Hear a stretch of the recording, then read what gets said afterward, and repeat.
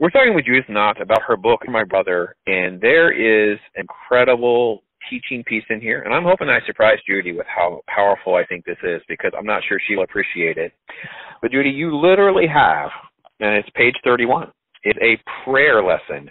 I run into so many times with people. They don't even know how to pray. They don't know where to begin. They've grown up in church, maybe they haven't grown up in church. They've seen King James onlys, or they're in a church that doesn't have a Bible for them to read, and they don't know how to put things into words. And I love that you are talking about this Thanksgiving event. People are coming around. They start praying, and they're asking for, let me quote some of this. Thank you, God, for getting me this far. I didn't believe it was possible. Please, God, do not abandon me as I still struggle. Be with me always, although I don't deserve a thing. Those are the three most honest prayers, if I could just get people to do, would change their lives on an everyday moment, because it's receiving what God has for them. Speak to that, living that experience, number one, and then putting it together as an article and now a book to feed into our society and culture. That all occurred in a really wonderful night. That was a Thanksgiving.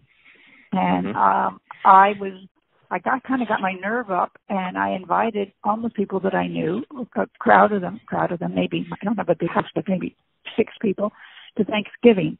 And the big leap was, I knew that the distance between their lives and my lives was pretty broad. I lived a really nice life, even though this was a smaller house that I lived in. But I was almost embarrassed the way I lived, because it was good. But I thought, all right, you have to be authentic. If they're really your friends, they're your friends. And so I invited 6 people who were homeless to spend Thanksgiving with me. And I was excited about it. I had to think about what to serve. Clearly, no, I wasn't going to serve any alcohol. I had to think about their dental health, which is always a challenge for homeless people. They don't go to the dentist, so I couldn't serve anything that was hard to eat. And I had to think about what was going to happen that day. And they don't have transportation, so when I put the turkey in the oven, then I had to go pick them up at various spots in the city. And we gathered around my dining room table, and I cooked very basic old-fashioned food that we all would remember, mashed potatoes and peas and stuffing and that sort of thing. And before we dug into the meal, I just put my hands in a circle. I said, I just did my little simple prayer, which was nothing. And then I said, if anybody else wants to say something. And those were the prayers that surfaced, Brandon. And it just took my breath away, because they were so real. They were so authentic. And I thought, what am I doing praying? I don't even know how to pray. But these people did. And I think that's what I've discovered. People who are really hurting, whether it's homelessness or illness or whatever, abandonment, their prayers are the deepest and the best, because they're totally dependent upon God and His goodness. And we are not. At least I'm not. I think I'm surviving by my own wits, and I'm not. These people, they know that they need somebody else to fill that void and to be there with them. So that was a powerful Thanksgiving that I learned.